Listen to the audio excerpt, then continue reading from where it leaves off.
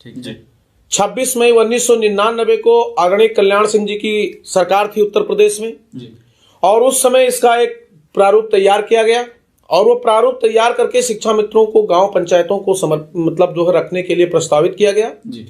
उस समय 1999 में जब इसका प्रपोजल हुआ, पंचायत राज में व्यवस्था बनाई गई और उसके बाद इनके चयन की प्रक्रिया धीरे धीरे गांव तक 2000 में पहुंची और प्रथम बैच हमारा सितंबर 2001 में प्रशिक्षित होकर के विद्यालय में 4 सितंबर को कार्यभार ग्रहण कर लिया और उसके बाद 2001 से अनवरत हमारे यहाँ शिक्षा मित्रों का प्रशिक्षण होता रहा। 2002 में एक बहुत बड़े बैच का प्रशिक्षण हुआ और फिर नए ऊर्जा के साथ गांव का वो युवा जो अपने आप को परसेंटेज में और क्वालिफाई में बहुत क्वालिफाई था, उसमें तय किया गया पैमाना कि जो प्रस्ताव रखा जाएगा उसमें जो सबसे ज्यादा क्वालिफाई होगा, जितने प्रस्ताव आमंत्रित किए जाएंगे उसमें जिसकी मेरिट टॉप होगी उसको रखा जाएगा। तो टॉप मेरिट के निकल करके युवाओं ने इस उद्देश्य से कि अब आज हम अगर बेसिक शिक्षा में काम करेंगे तो कल हमारा भविष्य अच्छा होगा, क्योंकि ये व्यवस्था थी कि कभी भी जो 90 दिन काम कर लेगा, 3 साल काम कर लेगा, वो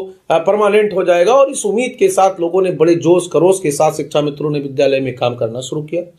बेसिक शिक्षा जो पूरी पटरी से उतर चुकी थी, बेसिक शिक्षा जो चरमरा गई थी, उसको सुदृढ़ सजाने संवारने का काम, उन गरीब और मजलूमों के बच्चों को विद्यालय में लाने का काम, नामांकन कराने का काम, उनको नामांकित करके ठहराव सुनिश्चित कराने का काम शिक्षा मित्रों ने समर्पित भाव से शुरू किया और तत्समय 1450 रुपए मानदेय तय किया गया था प्रति माह का।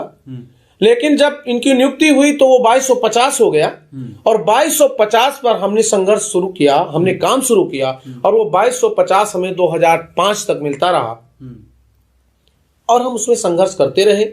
एक लंबी संख्या में शिक्षा मित्रों का चयन होता रहा और हमारे नौजवान साथी उसमें जुड़ते गए, अपनी ऊर्जा के साथ काम करते गए और हमने बेसिक शिक्षा को इस स्तर पे लाके खड़ा किया कि 2007 और 8 में उत्तर प्रदेश के बेसिक शिक्षा मंत्री, तत्कालीन बेसिक शिक्षा मंत्री को भारत सरकार से इस बात का अवार्ड प्राप्त हुआ कि उत्तर प्रदेश की बेसिक शिक्षा पूरी तरह से सुदृढ़ हो चुकी है और अपने राह पे बड़ी गति से बढ़ रही है। लेकिन ये एक फॉल्स स्टेटमेंट था ना जी कि जो मतलब आप कह रहे हैं कि वहाँ के मतलब उत्तर प्रदेश के शिक्षा मंत्री जो हैं उनको वहाँ से इनाम मिलता है, पुरस्कृत होते हैं इस नाम पे कि उन्होंने उत्तर प्रदेश की शिक्षा प्रणाली को सुदृढ़ कर दिया है, बहुत बढ़िया बना दिया है। लेकिन जब आप ग्राउंड पे उतर के देखेंगे तो वही जो शिक्षक हैं जिनका काम है कि इस समाज में एक ऐसे ऐसे नए युवकों को उनको प्रशिक्षण देना, उनको शिक्षित करना, लेकिन ऐसा काम ग्राउंड पे दिखा नहीं। अवार्ड तो लेकर के चले आए लेकिन ग्राउंड पे दिखा नहीं, इसके बारे में जरा बताइए। नहीं, ग्राउंड पे दिखा। अच्छा, जब शिक्षा मित्रों का चयन सरकार ने शुरू किया तो उस समय बेसिक शिक्षा की स्थिति बहुत खराब थी। लेकिन 2001 और 2 से लेकर के जब हम उसको बढ़े और शिक्षा मित्रों ने विद्यालय संभाला, ऐसी स्थिति थी कि केवल शिक्षा मित्र ही विद्यालय देखते थे। एक हमारे पास अध्यापक नहीं थे, सरकार के पास अध्यापक नहीं था और हमारे एक अध्यापक के पास 6 विद्यालय का चार्ज, 10 विद्यालय का चार्ज था। हम विद्यालय में काम करते थे, केवल शिक्षा मित्र भाई बहन विद्यालय में काम करते थे और उन्होंने विद्यालय को इतना सजाया शिक्षा मित्रों के बल पे कार्य वो मिला था। और जब हमने अपनी हमारी आवश्यकताएं बढ़ी, हमने डिमांड शुरू किया, हमने अधिवेशन किया। 2005 में तत्कालीन सरकार के स्पीकर के साथ 6 मिनिस्टरों का एक कार्यक्रम कराया गया और उसमें माननीय स्पीकर महोदय ने कहा कि शिक्षा मित्र भी हमारे बच्चे हैं और इनके साथ न्याय होना चाहिए। सरकार से हमारी उन्होंने संवाद स्थापित कराया। तत्कालीन बेसिक शिक्षा मंत्री किरण पाल सिंह जी थे और उन्होंने पहली बार हमारा मानदेय 150 रुपया बढ़ा, 2250 से हम 2400 पे गए थे और दूसरी बार सरकार जाते जाते हम 2400 से 3000 पर गए थे और फिर दोबारा जब सरकार बहन जी की बनी तो 500 रुपया मात्र उन्होंने बढ़ाया। आदरणीय लक्ष्मी नारायण सिंह जी के कहने पर और धर्म सिंह सैनी जी भी शिक्षा राज्य मंत्री थे, उनके निवेदन पर हम लोगों के आंदोलन के बाद और वो 3500 रुपया हमारा मानदेय चला और उसके बाद 2010 में शिक्षा मित्रों के चयन की प्रक्रिया बंद कर दी गई। अच्छा शिव कुमार जी, आपको यहीं पर रोकना चाहूंगा कि मैं छोटा सा सवाल पूछना चाहता हूं कि शिक्षा मित्रों के चयन की क्या प्रक्रिया थी जब चयन किया जा रहा था और किस आधार पर रोक लगाई गई 2010 में? क्या उनको कमियां नजर आई या फिर कोई समस्या आ रही थी? नहीं, ऐसा कुछ नहीं था। शिक्षा मित्रों के चयन की प्रक्रिया शुरू हो गई थी और शिक्षा मित्र पहले ये था कि उन विद्यालयों में होंगे जो एकल विद्यालय हैं, जहां एक ही अध्यापक है जी। और स्थिति इतनी अध्यापकों से हमारा जो है विद्यालय इतना खाली हो गया कि फिर धीरे धीरे उसका प्रपोजल बढ़ता चला गया। और जो आपने बात की अतुल भाई की गौरव जी की क्या प्रक्रिया थी, कैसे चयन किया जाता था, तो चयन की प्रक्रिया बहुत साफ सुथरी थी। गांव में आवेदन आमंत्रित किए जाते थे, जिले से विद्यालय का आवंटन होता था कि इन विद्यालयों में हमें शिक्षा मित्रों की आवश्यकता है। आरक्षण का बाकायदा नियमों का पालन होता था। जो ग्राम पंचायत जिस वर्ग की आरक्षित होती है, प्रथम पद उस पद का होगा, द्वितीय पद अनारक्षित होगा। पुरुष महिला पूरी तरह से आरक्षण के दायरे में रह करके प्रस्ताव रखा जाता था। और जब गांव सभा की खुली बैठक में आवेदन होता था तो उसमें गांव में सबको आवेदन करने का पूरा अधिकार होता था। तमाम हमारे साथी भाई बहन आवेदन करते थे और उसमें आवेदन का पूरा खाका तैयार होता था। और उसमें जिसके हाई स्कूल और इंटर के बेहतर मार्क होते थे, जिसके सबसे अधिक प्रतिशत होते थे, जो बहुत बढ़िया नंबर से पास होके आता था, उस भाई बहन का चयन शिक्षा मित्र के रूप में प्रस्तावित करके ग्राम पंचायत जिले को भेज दी। ठीक है। तो शिव कुमार शुक्ल जी, जरा सा मैं सरकार का विपक्ष जानना चाहता हूँ कि सरकार की क्या दलील थी कि वो किस बिहार पे इस चयन प्रक्रिया को बंद कर रहे हैं। सरकार की दलील जरा सा मैं जानना चाहता हूँ। सरकार की कोई दलील नहीं थी। हमारी संख्या बढ़ चुकी थी। हम 1,70,000 के करीब हमारा चयन हो गया था। हमारी 1,70,000 से अधिक संख्या में मैं आ चुका था। और हमने 1 जनवरी 2009 से एक आंदोलन शुरू कर दिया था कि अब हमें पूरा सम्मान चाहिए और पूरा वेतनमान चाहिए और शिक्षक पद का सम्मान चाहिए। सरकारों को लगा कि अब ये आंदोलन बढ़ेगा और उस आंदोलन को देखते हुए उन्होंने शिक्षा मित्र की प्रक्रिया को बंद करके नई भर्ती प्रक्रिया को बंद करके और जो शिक्षक उस वर्तमान में हमारे शिक्षा मित्र साथी कार्यरत थे उनको हमने डिमांड किया आंदोलन के माध्यम से, टेबल टॉक के माध्यम से, मिल करके लोगों मंत्रियों से, तो उनको प्रशिक्षित करने का जो हमने प्रपोजल रखा, तत्कालीन सरकार ने उसको स्वीकृत किया और स्वीकार करके भारत सरकार से अनुमोदन कराया। और अनुमोदन के बाद हम 2011 में प्रशिक्षण में चले गए। जब प्रशिक्षण की बात शुरू हो गई तो उन्होंने नई भर्ती बंद कर दिया और जितने लोग प्रदेश में कार्यरत थे उनकी योग्यता दक्षता के साथ, चूंकि सबको जो भारत का राजपत्र है उसके अनुसार पूरे देश में कोई भी शिक्षक 10+2 यानी इंटर और फिर स्नातक और उसके बाद बीटीसी डीबीटीसी होना चाहिए। चाहे वो दूरस्थ शिक्षा से बीटीसी हो या फिर एसबीटीसी हो। प्राइमरी एजुकेशन की यही मानक था। तो जो भी साथी इंटर के पास आए थे, इंटर के बाद हमारे साथी भर्ती हो गए, उन्होंने अपना अध्यापन कार्य शुरू कर दिया। उसके बाद उन्होंने व्यक्तिगत रूप से अपना स्नातक की शिक्षा पूरी की और फिर सरकार से हमने डिमांड किया कि हमारे सारे साथी अब स्नातक हो गए हैं, इनको आप प्रशिक्षित करिए और हमें समायोजित करिए। तो उसके क्रम में नियुक्ति को बंद करते हुए तत्कालीन सरकार ने 2011 में हमें प्रशिक्षण प्रारंभ किया। चूंकि शिव कुमार जी आप एक संघ के पदाधिकारी भी हैं, प्रदेश अध्यक्ष हैं, तो क्या इस नाते आपने सरकार से या फिर तत्कालीन शिक्षा मंत्री से क्या कोई गुहार लगाने की कोशिश की कि क्यों बंद किया जा रहा है भर्ती प्रक्रिया को? क्योंकि शिक्षा मित्र एक बड़ी संख्या से, क्योंकि ग्रामीण बच्चे ज्यादातर इससे जुड़े हुए होते हैं प्राथमिक शिक्षा से, तो इन पर सीधे तौर पर असर पड़ेगा। तो क्या आपने कोई वार्तालाप करने की कोशिश की? मैं गौरव जी आपको बताऊं कि वार्ता करने की कोई आवश्यकता ही नहीं थी। उस समय जितने भी हमारे यहाँ प्रदेश में प्राथमिक विद्यालय स्थापित थे उन सभी विद्यालयों में 2 की संख्या में शिक्षा मित्र कार्यरत हो चुके थे। उनके पास नवीन विद्यालय नहीं थे और हमारी संख्या और विद्यालय की संख्या पूरी हो चुकी थी।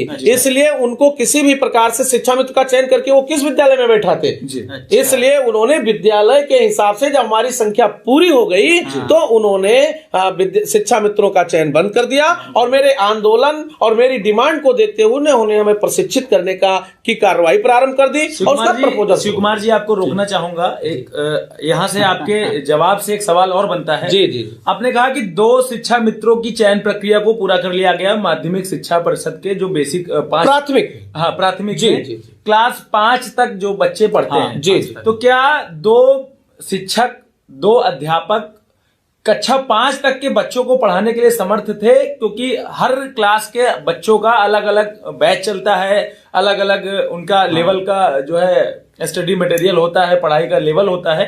तो क्या 2 शिक्षक पर्याप्त थे या एक साथ पढ़ाया जाता जो व्यवस्था थी उस व्यवस्था के अनुसार एक विद्यालय में 2 शिक्षा मित्रों के चयन की प्रक्रिया का ही भारत सरकार से अनुमोदन था और राज्य सरकार का प्रपोजल था। वही चीज गांव सभा तक नीचे तक जा रही थी। तो 2 ही शिक्षा मित्रों का चयन होना था। 2 से अधिक शिक्षा मित्रों का चयन केवल नक्सली बेल्ट में कुछ विद्यालयों में घोषित हुआ था कि वहां की व्यवस्था करके कर लिया जाए। अब हमारे यहाँ ये व्यवस्था थी कि 2 शिक्षा मित्र और प्लस अध्यापक ये विद्यालय में काम करेंगे। तो 2 शिक्षा मित्रों की चयन प्रक्रिया पूरी हो गई पूरे प्रदेश के विद्यालयों में और प्लस अध्यापक जो साथी हमारे प्रदेश में थे और जो नई भर्तियां की गई उन अध्यापकों के साथ उन विद्यालयों को फिलअप किया गया। ये मैं मानता हूं कि तब भी संख्या बहुत अध्यापकों की कम थी अतुल जी, लेकिन संख्या बहुत कम थी। लेकिन उसके बाद भी जो इनका अपना प्रपोजल था कि एक विद्यालय में 2 शिक्षा मित्रों का चयन होगा तो वो दोनों पूरा हो चुका था। इसलिए भारत राज्य सरकार ने जून 2010 में चयन प्रक्रिया बंद कर दिया और हमारे प्रशिक्षण के प्रबंध की व्यवस्था। ठीक है। तो जरा सा अपने दर्शकों को ये भी बताइए कि शिक्षा मित्रों की समस्या बहुत सारी हैं, तो जरा इनके घरेलू समस्या के बारे में बताइए कि आखिर वो अपनी निजी जिंदगी में वो कैसी कैसी समस्या का सामना कर रहे हैं। उनके पास आर्थिक संपत्ति की दिक्कत है, किसी को अपनी बेटी की शादी करनी है, किसी को बेटे को पढ़ाना है, तो इन सारे समस्या का भी जरा जिक्र बताइए और कितने लोगों की इसमें देहांत हो गई इस आंदोलन ये तो बड़े दुख की बात है कि शिक्षा मित्र ऊंचाइयों तक चढ़ा और ऊंचाइयों से उसको सीधे प्रहलाद की तरह पहाड़ से नदी में फेंक दिया गया। अच्छा, अब वो मरेगा कि उसको मगरमच्छ खा जाएंगे इसका कोई मतलब नहीं। मतलब आप ये कहना चाहते हैं कि सरकार यहाँ कश्यप हो गई है। आप ये तो आप जैसे जाकी रही भावना जैसी प्रमुहूर्त देखी तीन तैसी जिसका जो भी अर्थ जो लोग निकाले, लेकिन हमारी जो स्थिति है वर्तमान में वो बहुत ही दयनीय है। हमारे साथी, हमारे भाई बहन, हम खुद, हम लोग सारे लोग 40-42 साल के पार हो चुके हैं और 40-42 के बीच में अब स्थिति होगी हमारे ऊपर पिता की जिम्मेदारी, माता की जिम्मेदारी, बच्चों की जिम्मेदारी, तमाम लोगों के बहू आ चुकी हैं, तमाम के नाती नातनी सब, मतलब पूर्ण मिला के हमको परिवार को पोषित करने की आवश्यकता है। और हमारी स्थिति परिस्थिति इतनी खराब हो गई है कि हम 40,000 रुपया वेतन मान पा करके और एक सम्मानजनक स्थिति पे जाने के बाद आज हम 10,000 रुपए मानदेय पर काम करने के लिए विवश हैं और इस 10,000 में हमारे परिवार का पोषण नहीं हो पा रहा है। हमारे 3,000 से अधिक साथी इसी उसमें जब से समायोजन निरस्त हुआ है, सरकार के आश्वासन के बाद वो हत्या कर चुके हैं। किसी न किसी कारण से वो हमारे बीच में नहीं है, उनकी स्थिति बहुत खराब है। और इसमें मैं एक बात और कहना चाहूंगा कि वर्तमान शासन सत्ता के लोग का एक भी छोटा पदाधिकारी कोई भी हमारे उन मृतक भाई बहनों के दरवाजे तक जाकर सांत्वना भी देने का काम नहीं किया है। यह सबसे दुखद, मतलब सरकार की ओर से कोई कंपनसेशन, कोई भी एक धनराशि उनको मुहैया नहीं करेगी। धनराशि की तो बात अतुल जी बड़ी दूर है। कम से कम मेरे बीच में जाकर के वो हमको ढांढस बंधाते, सिंपैथी देते। ऐसा भी किसी मंत्री और विधायक या सांसद, पार्षद, नगर निगम चेयरमैन के साथ उनके संबंधित कार्यकर्ता, प्रवक्ता या जिला मंत्री, जिला अध्यक्ष द्वारा भी नहीं किया गया है। तो देखा आपने कि बड़ी बात कही शिव कुमार जी ने।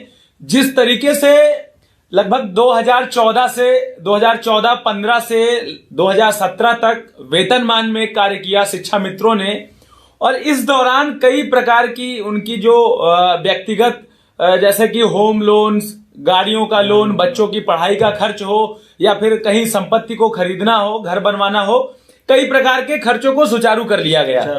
अब समस्या इस बात की है, जब सुप्रीम कोर्ट ने आदेश कर दिया 2017 में कि आप लोगों को वापस वेतनमान से एक मानदेय पर फिर रखा जाएगा, तो लगातार सुप्रीम कोर्ट के इस फैसले से लगभग 3,000 शिक्षा मित्रों को अपनी जीवन से हाथ धोना पड़ा है। और चाहे वह सीधे तौर पर हो या फिर एक व्यवस्था के अंतर्गत हो, वो उनका परिवार हो या फिर वो स्वयं हो, कहीं ना कहीं मानसिक स्थिति से भी प्रताड़ित हुए हैं, सरकार की इस गलत नीति के शिकार हुए हैं। अतुल जी, काफी बड़ा सवाल है क्योंकि परिवार के साथ लगभग 4 से 5 एक औसत दर्जे पर देखा जाए तो रहते हैं। देखिए, अगर ये समस्या के थ्रू, तो मैंने तो कई सारे शिक्षा मित्रों से बात भी करी है, वो कई सारे ऐसे शिक्षा मित्र हैं जो डिप्रेशन के शिकार हैं जी, बिल्कुल। और इस डिप्रेशन का इतना बड़ा इफेक्ट उनके परिवार के ऊपर है। सोचिए, जो छोटे बच्चे हैं, उनकी फैमिली है, उनकी बीबी है, उनके बच्चे हैं, वो भी आज डिप्रेशन में जी रहे हैं। बिल्कुल। अब सोचिए, जब एक समाज का कोई एक कोना जब इस तरह से डिप्रेस हो जाएगा, जिसके कंधे पे ये जिम्मेदारी है कि तुमको एक ऐसा युवा पैदा करना है जो इस देश के लिए मतलब भविष्य का निर्माण करे। जब वही डिप्रेशन में आ जाएगा और उसके परिवार के लोग डिप्रेशन में आ जाएंगे, तो सोचिए समाज किस तरफ जा रहा है। बिल्कुल सही बात है। ठीक है, तो शिवमंगल जी, इसी के साथ अगला सवाल है कि सरकार ने क्या कुछ बढ़िया काम भी किया आप लोगों के लिए, जरा ये भी बताइए। मैं बताऊं अतुल जी आपको कि सरकार ने क्या बढ़िया काम किया। हमारी जब हमारा समायोजन निरस्त हुआ, मामला हमारा चयन हो गया 2015 में, उसके बाद हमारा मामला ये प्रकरण कुछ हमारे बीएड बीटीसी साथियों के साथ कुछ बड़े लोगों के साजिश के शिकार हुए शिक्षा मित्र, और उन लोगों का देखा कि अब विद्यालय फिलअप हो गया है, अध्यापक आ गए, शिक्षा मित्र भी 1,72,000 अध्यापक हो जाएगा, तो मेरी दुकान कैसे चलेगी, बीएड के कॉलेज बंद हो रहे हैं, ये बीटीसी नहीं हो पाएगा। तो उन्होंने सुप्रीम कोर्ट में एक मुकदमा हाई कोर्ट में करवाया, और हाई कोर्ट से लेकर सुप्रीम कोर्ट तक लोगों ने फाइनेंशियल व्यवस्था कराई, और कुछ बीटीसी के साथी मुकदमा लड़े। उसमें तमाम बार डिबेट भी हुआ है, तमाम बार बहस भी हुई है। हाई कोर्ट से सुप्रीम कोर्ट तक के प्रकरण गया, और जो तत्कालीन सरकार द्वारा नियमावली बना करके नियम के तहत बेसिक शिक्षा परिषद के नियमावली 1982 का संशोधन जो किया गया था, उसमें उस संशोधन को सुप्रीम कोर्ट ने फाल्स मान लिया और कहा आपको कोई राइट नहीं था। तो सरकार के चक्कर में आज शिक्षा मित्र इतना परेशान हो गया है। उन्होंने नियम बना के हमको सहायक अध्यापक बनाया, आप कह रहे हैं कि नियम सही नहीं था। तो मैं तो इस आपके नया लुक के इस स्टूडियो के माध्यम से मैं तो ये निवेदन करना चाहूंगा सरकार से कि वो मान लीजिए कि प्रबुद्धों की सरकार नहीं थी, आपकी प्रबुद्ध जनों की सरकार है। आपको सुप्रीम कोर्ट ने पावर भी दे दिया कि जो भी चाहे सरकार कर सकती है। मैं चाहता हूं कि आप अपने प्रबुद्ध क्षमता के साथ, आप अपने बौद्धिक क्षमता के साथ ऐसा नियम बनाइए कि जिससे सीधे शिक्षा मित्रों को फायदा हो जाए, और शिक्षा मित्र जो चाहता है वहां पहुंच जाए, शिक्षा मित्र समायोजित हो जाए, उसके बीवी बच्चों को फायदा मिले, उसके परिवार को फायदा मिले। आज हमारे जो बीच में शिक्षा मित्र साथी नहीं है, उनके लिए सरकार क्या सोच रही, कुछ नहीं कर रही है। मैं 25 जुलाई 2017 को सुप्रीम कोर्ट में मुकदमा हारा, उसके बाद हमारा आंदोलन चला। आंदोलन के बाद हमारी 2 बड़ी बैठकें माननीय मुख्यमंत्री जी के साथ हुई, आदरणीय योगी आदित्यनाथ जी के साथ, और एक बैठक में आदरणीय राज प्रताप सिंह जी उनके सचिव थे, मुख्य सचिव, और वो बेसिक शिक्षा सचिव भी थे। उन्होंने स्पष्ट कहा था कि आप लोग आंदोलन खत्म करिए, और मैं जो लोग टेट पास हैं उनको तत्काल नियुक्ति दे दूंगा, और जो टेट नहीं पास हैं उनको 2 अटेम्प्ट में टेट पास करा के नियुक्ति दे दूंगा, और नियुक्ति के बाद जो लोग बचेंगे उनके लिए वेतनमान की व्यवस्था या बराबर मानदेय की व्यवस्था कर दी जाएगी, कोई दिक्कत नहीं है। उस पे हमारा आंदोलन खत्म हुआ। फिर 23 अगस्त 2017 में हमारा आंदोलन चला। उसमें माननीय मुख्यमंत्री जी ने स्वयं कहा कि जाकर के इसका निष्कर्ष निकालो, और राज प्रताप सिंह जी ने व्यवस्था किया। लेकिन अब मैं माननीय मुख्यमंत्री जी को धन्यवाद दूं कि या मैं उनसे अपनी व्यथा कहूं कि माननीय मुख्यमंत्री जी के इस बात के बाद भी शिक्षा मित्र आंदोलन छोड़ करके अपने पठन पाठन में चला गया, और पठन पाठन हमारा कार्य शुरू हुआ। पूरे प्रदेश में यह था कि माननीय मुख्यमंत्री जी बहुत अच्छा करेंगे, वो योगी हैं, योगीराज हैं, महाराज हैं। हम चाहते थे कि संत मिलन को जाइए तज माया अभिमान, जो जो पग आगे बढ़े कोटि यज्ञ समान, एक संत से मिलने की मेरी अभिलाषा थी, और मैं गया भी। लेकिन माननीय मुख्यमंत्री जी के उस वचन का अद्यतन पालन नहीं हुआ। फिर मैं जून 2018 में 1 जून से लेकर के 13 जून तक लगातार 13 दिन का आंदोलन चला। फिर आपके लखनऊ कलेक्टर के द्वारा मुझे बुलाया गया, हम लोग गए, वार्ता हुई, और माननीय मुख्यमंत्री जी ने फिर कहा कि मैं बहुत अच्छा करूंगा और बढ़िया होने जा रहा है। उसके बाद उन्होंने एक कमेटी बनाई। उस कमेटी में आदरणीय उप मुख्यमंत्री दिनेश शर्मा जी को चेयरमैन बनाया। तमाम प्रमुख सचिव आदरणीय अवनीश अवस्थी जी, तत्कालीन हमारे प्रभात कुमार जी थे अपर प्रमुख सचिव बेसिक शिक्षा, इन सब की एक कमेटी बनी, और वहां ये डिस्कस हुआ। हमसे उन्होंने 2 सवाल पूछे थे कि आप शुक्ला जी 2 सवाल में हमको उत्तर दीजिए। आप एक तो आपके पास टेट हैं, उस समय हमारे पास 27,000 लोग टेट थे, और दूसरा आपके नॉन टेट। हमने कहा था कि हमें कुछ नहीं कहना है, टेट जितने हैं उनको 0 कट ऑफ का शासनादेश जारी कर दीजिए और उनको सुपर टेट में बैठाकर जितना नंबर उन्हें मिले उसका 60% निकाल करके उनको आप अध्यापक बना दीजिए। ठीक है। मेरा 20 साल का अनुभव उसमें और काम कर लीजिए। और जो नॉन टेट हैं उनको आप जीने खाने लायक वेतनमान निर्धारित कर दीजिए, मानदेय निर्धारित कर दीजिए और 2 अटेम्प्ट हमको और दे दीजिए, हम टेट पास कर लेंगे, उतने लोग अध्यापक हो जाएंगे सुपर टेट करके। और जो नहीं हो पाएंगे उनको लोगों को उनको 62 वर्ष की सेवा सुरक्षित कर दीजिए, 12 महीने का मानदेय दे दीजिए और हमारा जीवन यापन चलता रहेगा। हम कार्य सरकार के साथ संलग्न रहेंगे और काम करते रहेंगे। इस कमेटी का रिपोर्ट 2018 से 20 अगस्त 2018 के बाद आज हम लोग बैठे हैं 30 नवंबर 2019 में, यानी समथिंग 2.25 साल 2.5 साल हो गया। 2.5 साल में उसका रिजल्ट नहीं आया। कष्ट इस बात का है कि सरकार कश्यप चाल चल रही है, कि कहीं ना कहीं जूं की चाल चल रही है। कहीं ना कहीं अगर देखा जाए तो जिस तरीके से आंदोलन को स्थगित करवाया गया, आप लोगों को लगातार दिलासे भी दिए गए, झूठे वादे किए गए, तो एक तरीके से कर्मचारियों के साथ छल हुआ, कहीं ना कहीं छल हुआ। तो शिव कुमार जी जरा ये भी बताइए कि देखिए वादे तो सरकार ने बहुत सारे किए लेकिन कोई भी वादा अमल नहीं हुआ, सब झूठ था, सब एक सफेद झूठ था। लेकिन अभी की स्थिति क्या है? अगर वादे मान लीजिए कोरोना काल में सरकार ने तो अभी सब कुछ खत्म कर दिया है, ESMA एक्ट लगा करके उसने सारे आंदोलन को, सारे स्ट्राइक्स को उसने बैन कर रखा है। लेकिन सरकारों ने, आप याद रखिए, इस बात को समझने की कोशिश कीजिए कि जिस जिस स्टेट में इलेक्शन हो रहा है वहां ESMA एक्ट नहीं लगा है, वहां सरकार जाकर के धुआंधार प्रचार, धुआंधार रैलियां हो रही हैं, वहां के लिए कोई कोरोना नहीं फैला है, वहां खूब भीड़ जुट रही है, खूब हुजूम आ रहा है, खूब रैलियां हो रही हैं, खूब भाषणबाजी हो रही है, खूब झूठे वादे हो रहे हैं, लेकिन वहां कोई ESMA एक्ट काम नहीं कर रहा है। लेकिन यूपी में जो शिक्षा मित्र हैं वो आंदोलन करने ना उतर जाएं, इसके लिए यहां पर ESMA एक्ट ला करके इसको स्ट्राइक को बंद कर दिया जाए। तो आप हमको शिव कुमार जी अभी की स्थिति क्या है? अगर सरकार अगर अपने वादे के खिलाफ चली गई है, अगर आगे भी अगर ऐसा ही करती रही तो आप लोग आगे क्या करने वाला है, जरा ये बताइए। मैं बताऊं अतुल जी कि हम लोग पूरी तैयारी में थे।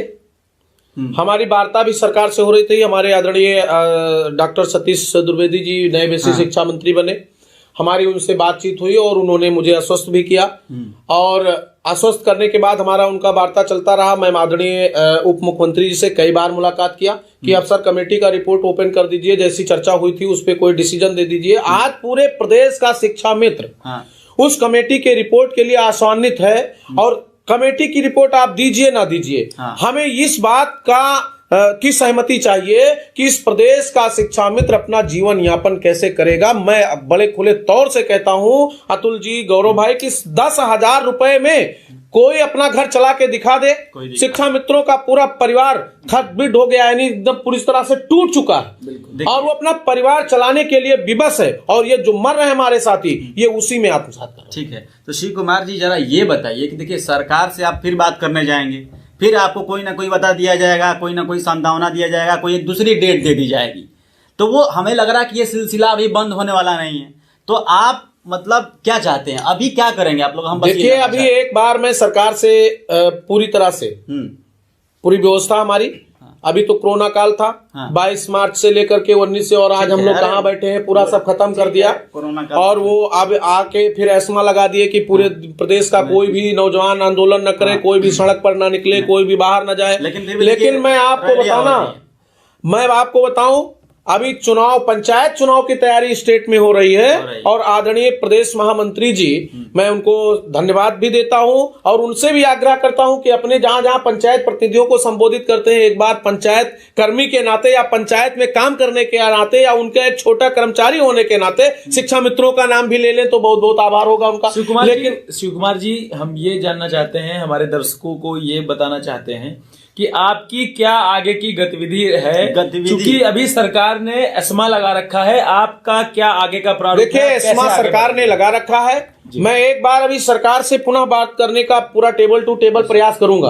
मैं माननीय बेसिक शिक्षा मंत्री जी से प्रारंभ करूंगा और माननीय मुख्यमंत्री जी तक बात करूंगा और उसके बाद भी अगर हमारे समस्याओं का निदान नहीं हुआ तो एस्मा लगे और चाहे गोली मारी जाए, वो चाहे भूख से मरे और चाहे गोली से मरे। इसलिए मुझे बाहर निकलना पड़ेगा, मुझे सड़क पर आना पड़ेगा, मुझे आंदोलन करना पड़ेगा, क्योंकि अब यह व्यवस्था नहीं है। अब तो मुझे ये चाहिए कि सरफरोशी की तमन्ना अब हमारे दिल में है और देखना है जो कितना बाजुए कातिल में है। बड़ी बात कही शिव कुमार जी आपने। जैसा कि अभी कल की मैं अगर बात करूं तो कल एमएलसी स्नातक पद के चुनाव है, लेकिन सरकार ने जिस तरीके से कर्मचारियों को उनके संवैधानिक अधिकारों को मारने के लिए जिस तरीके से एस्मा को लागू किया है, चाहे वह बात न रख पाने की हो, चूंकि अगर शायद ये कोरोना काल नहीं होता और एस्मा भी नहीं लगता तो शायद ये शिक्षा मित्र कर्मचारी हो या फिर और किसी भी विभाग के कर्मचारी हैं, वो शायद आंदोलन के लिए उतर जाए। उग्र सरकारों को गौरव भाई इसी बात का डर है कि ये जो आंदोलन, ये जितने भी लोग ये समस्या है, देखिए समस्या सिर्फ शिक्षा मित्रों के साथ नहीं है, समस्या तो जो है कि आशा वर्कर के साथ है, आंगनबाड़ी वर्कर के साथ है, स्वास्थ्य विभाग में जो काम कर रहे हैं उनके साथ है, इसे बहुत सारी हमारे परिवहन निगम कर्मचारी के साथ भी है, परिवहन लोगों के साथ है, तो बहुत से लोगों के साथ है। सरकार को बस इसी बात का डर है कि अगर इतने सारे लोग अगर हमारे खिलाफ अगर रोड पे उतर जाएं प्रदर्शन करने, आंदोलन करने के लिए, तो आने वाले समय में हमारा क्या होगा। लेकिन वही कहने का मतलब यह है कि सत्ता की जो कुर्सी है, कुर्सी को बचाने के लिए इस तरह की हमारे एक, मैं बहुत बताना चाहूंगा कि मैं ऑन कैमरा हूं फिर भी बताना चाहूंगा कि हमारे शासन के एक सचिव स्तर के एक अधिकारी से मेरी बात हुई तो उन्होंने तब मित्रवत मुझसे बताया कि ये एस्मा जो चल रहा है अभी कई दिनों से चल रहा है और लगातार चलता रहेगा। जो 6 महीने का जो दौरान है, ये जो कार्यकाल लगाया जा रहा है, तो इसको लगातार आगे भी बढ़ाया जाता रहेगा, ये उन्होंने कहा। तो इससे देखकर लगता है कहीं ना कहीं, हाँ जी, कहीं ना कहीं इसको अतुल जी वो दौड़ याद करिए आप, जब हम चले थे अकेले जानवे मंजिल मगर लोग बाग आते गए, वो कारवां बनता गया। उस समय आसमा भी लगाते थे हमारे यहाँ अंग्रेज सरकारों ने और वो हुक्मरानों ने लोगों को रोकने का भी प्रयास किया और 29 महीना वो लोग इस प्रदेश और देश के जेल में रहे, 30 महीना, 3 साल, 5 साल। तो इसका बहुत दिक्कत नहीं है, ये एस्मा बढ़ाने से और एस्मा घटाने से किसी की सरकार ना आएगी और ना जाएगी। मैं अतुल जी आपको बताऊं कि मैं इंतजार बहुत नहीं करने वाला हूं। अच्छा। लेकिन सरकार कोविड की व्यवस्था से अब हम लोग बाहर आए हैं और लोग निकलना चाह रहे हैं, तो एक बार सरकार से वार्ता स्थापित करना आवश्यक है। और आंदोलन तो तब लोग नहीं दबा पाए, लोग निकले रोड से और आजादी दिला के चले गए। आंदोलन नहीं दबा पाई आदरणीय इंदिरा गांधी जी, जो पूरे देश की इमरजेंसी लगा करके, तो आंदोलन एस्मा लगा करके पूरे, जब इस देश का युवा जागेगा, इस देश का कर्मचारी जागेगा, इस देश के लोग भागेंगे, तो इनको सब कर्मचारियों को कोई अपना वोट बैंक और बंधुआ मजदूर ना माने। अच्छा, नहीं हम तो सबके हैं, माना तो यही गया ना। नहीं, वो गलत है, एकदम गलत है। और मैं कहना चाहता हूं कि शिक्षा मित्र किसी का बंधुआ मजदूर नहीं है। जो हमारी समस्याओं का निदान करेगा, मैं उसके साथ हूं, 24 घंटे हूं। मैं खुले मन से कह रहा हूं, आपके चैनल के माध्यम से कह रहा हूं। और जो हमारी समस्या, मैं तो माननीय मुख्यमंत्री जी से फिर आग्रह करता हूं, उत्तर प्रदेश की सम्मानित सरकार से आग्रह करता हूं, वो यहां से देश और प्रदेश तक, प्रधानमंत्री जी वादा किए, वादा झूठा निकल गया। माननीय मुख्यमंत्री जी कहे, वादा झूठा निकल गया। हमारा समायोजन जब हाई कोर्ट से 2015 में निरस्त हुआ, माननीय मुख्यमंत्री जी तत्कालीन सांसद गोरखपुर के थे और हमारे धरने में आए और उन्होंने कहा कि उत्तर प्रदेश से ही पूरे देश की राजनीति की रास्ता का तय होता है और माननीय प्रदेश के मुख्यमंत्री को तत्काल इस पर निर्णय लेना चाहिए। आज दूसरे को आप कह रहे थे, माननीय महाराज जी, आज आप ही मुख्यमंत्री हैं इस प्रदेश के, हमको वोट के राजनीति में मत ढकेलिए, हमारा निदान करिए। हम भी आपके बच्चे हैं और सच्चे हैं और मैं शिक्षण कार्य कर रहा हूं और इस देश में जहां का शिक्षक दुखी होता है, वहां के तंत्र को विनाश का कारण होना पड़ता है और विनाश होना पड़ता है। इसलिए हम बहुत दुखी हैं, कोई नहीं बचा, हम बहुत परेशान हैं। हमारे बच्चे बढ़िया स्कूल में पढ़ते थे, वापस आ गए। हमारे माँ बाप जिनकी बूढ़ी आंखें, जिनका मुझे ऑपरेशन कराना चाहिए, चश्मा देना चाहिए, अब मेरे पास पैसे नहीं है। शिक्षा मित्र रो रहा है, इस समय वो स्थिति है, 50 रुपए में आलू बिक रहा है अतुल भाई, और कैसे आएगा 10,000 में महीने का खर्च, कैसे चलेगा? इसलिए वोट बैंक की राजनीति से उठ करके और शिक्षा मित्र हित में, कर्मचारी हित में सरकारों को निर्णय लेना होगा। अन्यथा इस पूरे प्रदेश का, चाहे वो पीडब्ल्यूडी का कर्मचारी हो, वर्क चार्ज हो, डेली बेसिस हो, चाहे आंगनबाड़ी हो, आशा बहू हो, मनरेगा हो, कैंपनियर हो, कोई भी हो, वो जब निकलेगा तो एक समूह में जब निकलेगा तब आप किस किस को जेल में डालोगे, किस किस को मारोगे, कहां कहां रोकोगे, किसके घर को जेल बनाओगे, जेलें छोटी पड़ेंगी और लोग बड़ी संख्या। बहुत बढ़िया बात कही शिव कुमार जी ने। अगर देखा जाए तो वास्तव में 10,000 रुपए का जो मानदेय कर्मचारियों को मिल रहा है, वो चाहे शिक्षा मित्रों को हो या फिर अलग अलग अन्य कई विभाग हैं जहां पर संविदा पर या फिर आउटसोर्सिंग के माध्यम से लोग काम करते हैं और अपना जीविकोपार्जन कर रहे हैं। यह मजबूरी है उनकी कि उनको 10,000 रुपए में काम करना पड़ रहा है, लेकिन इसका मतलब ये नहीं कि सिर्फ और सिर्फ उनके पास एक यही अंतिम विकल्प है। मैं सरकार को सीधे तौर पर न्यायलुक चैनल के माध्यम से चेतावनी देना चाहूंगा, उन 1.5 लाख शिक्षा मित्र कर्मचारियों के माध्यम से उन सभी विभागों में काम कर रहे संविदा पर या फिर आउटसोर्सिंग के माध्यम से काम कर रहे कर्मचारियों के माध्यम से, यदि आपने अभी कर्मचारियों की सुध नहीं ली तो शायद आने वाले समय में आपकी स्थिति अत्यंत दयनीय होने वाली है। इससे कोई नहीं बचा सकता। और अंत में मैं दर्शकों से एक बात कहना चाहूंगा कि यदि आज आपको किसी दूसरे की समस्या को देखकर पीड़ा नहीं उत्पन्न हो पा रही, यदि आपको सामने वाली की समस्या को देखकर आपको दया नहीं आ रही, तो शायद यही स्थिति आने वाले समय में आपके भी दरवाजे पर दस्तक देगी और तब शायद आपके लिए कोई खड़ा होने वाला कोई भी व्यक्ति ना मिले। इसलिए अभी मौका है आपके पास। शिव कुमार जी, आपने